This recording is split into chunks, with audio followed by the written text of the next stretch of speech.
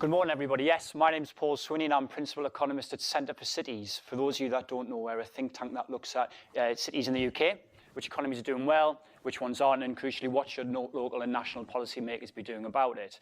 Now, we did a report just over a year ago now looking at 100 years of city economic change. I think when you hear politicians talk about the performance of the economy or performance of cities in particular, they tend to think in 5-year cycles and blame the last lot for the reason why things aren't going so well. So what we want to do is actually go back and look over a century of change to try and see what that tells us about how cities perform. Now, I'm not going to go into a lot of detail about that report in particular. I'm actually going to pick out a little bit about our big cities and what this report tells us about our big cities. I think that's very interesting, in particular from what Brian was telling us before about big cities in general. Actually, you know, what's going on in the UK, how our large cities are performing. And I think by the title of the talk, Return of the Big City question mark, there's a bit of a debate there around actually the role that the big cities in the UK play. So this is how cities have performed over the last 100 years in terms of job creation. So what you can tend to see there, if you look more at the colours and the size of the circles rather than actually the sort of detail in each, is that, you know, there's that general north-south divide pattern. A lot of cities, particularly small and medium-sized cities, interestingly, in the Greater South East, have seen a lot of strong jobs growth. Crawley comes out as the largest there, admittedly from a small base, but the largest growth. Peterborough, Oxford, Cambridge, Swindon, Reading, these sorts of places have seen the largest jobs growth over the last 100 years or so. Whereas if you look at the other end of the scale, it tends to be cities further north that haven't fared so well. And you particularly get this sort of concentration of red dots in the northwest of England, particularly around former cotton towns that have actually lost jobs. So Blackburn and Burnley in particular, only half the size now of what they were 100 years ago. That's quite a strange thought to think that they've actually shrunk as much of that when we tend to be thinking about growing populations and growing cities. Actually, there's a lot of cities that have been in decline over the last 100 years. But interesting within that as well is that Manchester is one of those red dots. So, you know, it's the darling of policy at the moment. A lot of focus going into Manchester at the moment, but actually it's smaller now than what it was 100 years ago. And that's crazy to really think about that. And Manchester, a city of its size, being seen as a real economic engine, actually has lost jobs over that 100-year period. If you look at other large cities, Birmingham, you can see there a little bit further south, tends to be it's that sort of weak green shade, hasn't grown that much. Even London, you can see there, relative to some of its smaller neighbours, actually hasn't grown as strongly as you might well think. And there's some very interesting patterns that come out from that. So why is that? Why are our big cities sort of struggled so much over the last 100 years? Well, it's all to do with the change that we've seen over the last 100 years and how the role of cities has changed over that period, which echoes certainly the discussion from the last two talks. We've had a number of changes that have come through. So first one was Electricity Supply Act, which was 1925. Now, what's that got to do with city growth? Well, what it meant was that manufacturers in particular all of a sudden weren't tied to their fuel source and they weren't tied to ports. All of a sudden they could move away from the coal mine, move away from the ports that might bring in the coal because electricity could bring that power to them. All of a sudden they could set up wherever they wanted. And gradually we've seen over the sort of 75, 80 years since, actually those manufacturers have started to move out of town. Second one, 1949, the very first package holiday, Horizon Holidays, I think they flew to Corsica. So it's had big impacts in terms of our seaside towns like Blackpool, like Southend, etc. 56 saw the first container goods ship used. Huge implications for port towns, port cities such as Liverpool in particular, Manchester to a great extent as well, and of course London too. Huge implications in terms of where we are today, in terms of how the landscape's changed because of that. 59, first motorway, change in terms of how goods and people move around. And then finally, you know, budget airlines in 1997 sort of compounded the issue that some of our seaside towns faced. So what this has then meant is that the role of cities has changed over the last 100 years.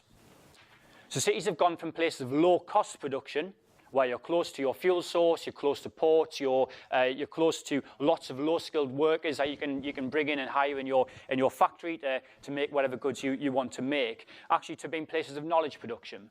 Because the change that we've seen over the last 100 years has actually freed low-cost production away from expensive cities where congestion's high, where rents might be higher, out to peripheral locations. And actually the real sort of strength of cities has come back through.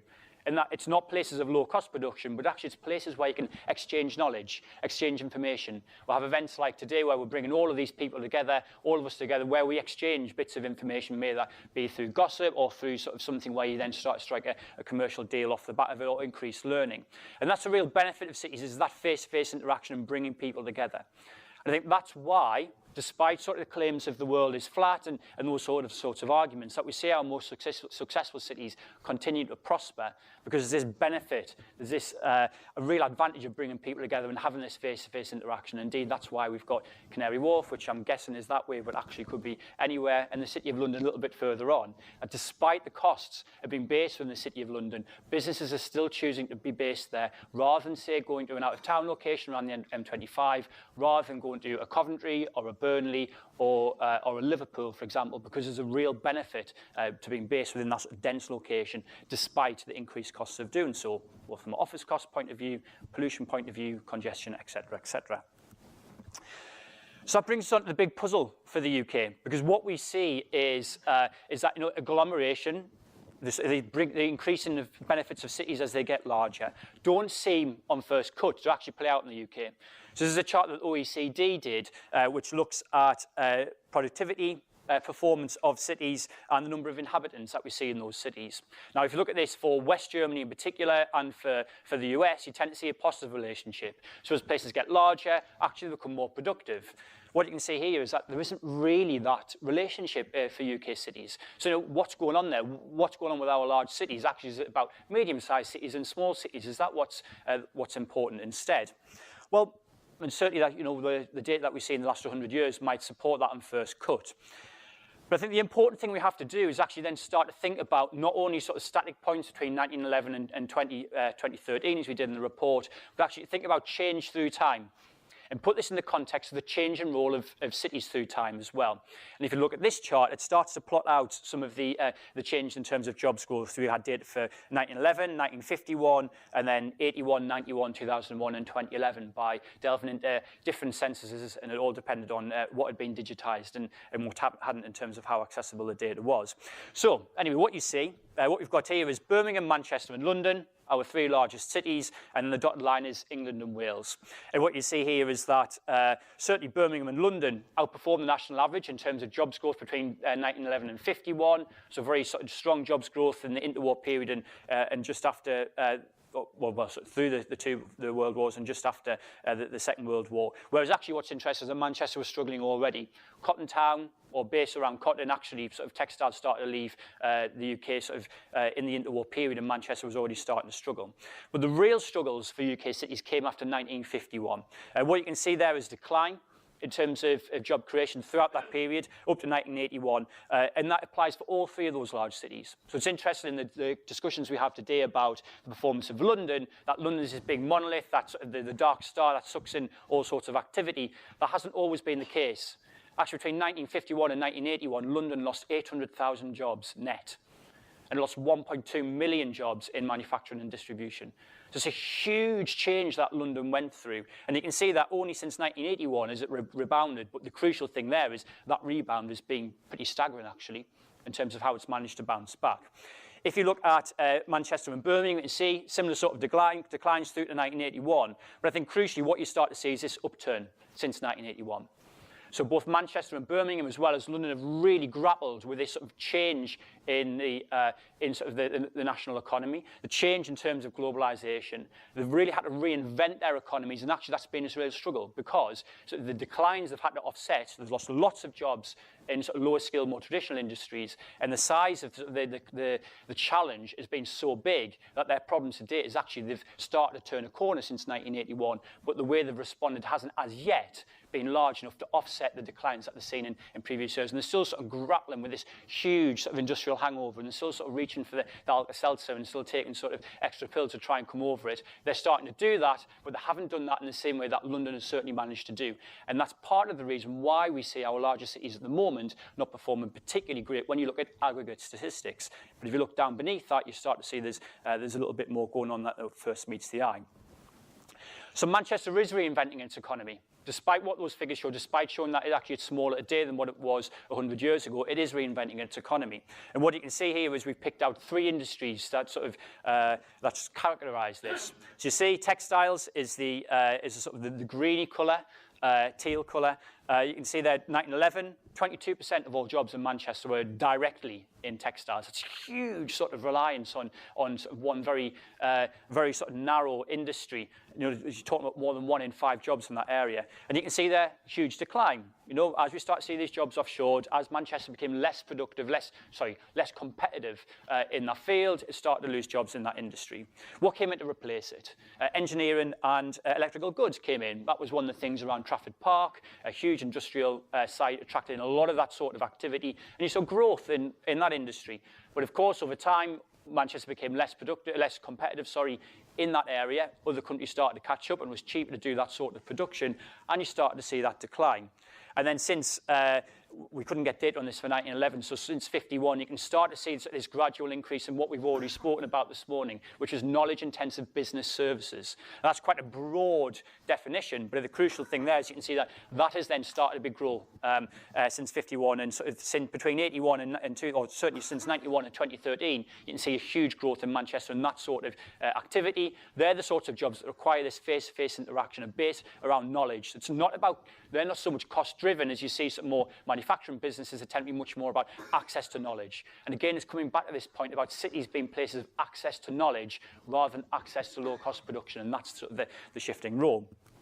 Look at Birmingham, you can see similar patterns of reinvention as well, although it tends to be slower than what's happened in Manchester. So vehicle manufacturing and metal manufacture, seeing the sort of growth of them in the first half of the 20th century, decline of those in the second half of the 20th century, and then this sort of gradual increase in knowledge-intensive business services jobs in Birmingham, but I'd say not to the same extent of Manchester, which in turn has not been to the same extent that we've seen in London. So London's really leading the pack here, sort of the strongest economy in the strongest large economy in the UK. Manchester's some degree behind it, and Birmingham's probably some degree behind that. But they're all going in the right direction.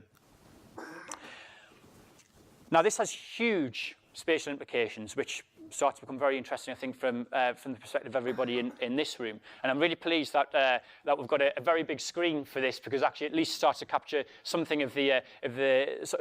If it was on a smaller screen, you wouldn't be able to see this at all. What this shows is where jobs are within London. So 1 in 3 private sector jobs in London are concentrated within central London. And you can see that huge sort of concentration, City of London at the top there, as you break it down, Westminster just to the left. Then you've got sort of a very sort of narrow but tall spike for Canary Wharf as well, which is sort of slightly separate, all to do with policy decisions, something I haven't probably got time to go into today, but an interesting field all in itself. Just huge concentration of jobs in London. Now, this is very much tied to London's reinvention as a place of access to knowledge. Because it's not just about being based in London that's important, it's about being based very close to your clients, your competitors, and your potential collaborators as well. And density increasingly is becoming very important. And that has huge implications in terms of how we use land, but also has huge implications in terms of how we sort of connect up cities as well, in terms of transport within cities, about where houses are, where businesses want to be located, and how we link those two things together. And that's been concentrating over recent years. To give a bit of context, this is what Manchester looks like. Now you can see there, a concentration of jobs within Manchester city centre. That has been growing in recent years. That has been driving sort of the jobs growth we've seen in Manchester city centre has tended to be knowledge-based, has driven on very much sort of the reinvention that we've seen in Manchester more generally, sort of offsetting some of the job losses that we've seen sort of on some of the periphery of Manchester. But you can see that's not quite as concentrated as what we see in London. But if Manchester continues its reinvention, we would expect that demand to be based within Manchester city centre will continue, that spike will increase. That has implications in terms of how we plan across the wider Manchester city region for growth in the future. And it's the same in Birmingham as well. Birmingham as a whole has been losing private sector jobs, not all jobs, but private sector jobs over the last 15 or 20 years.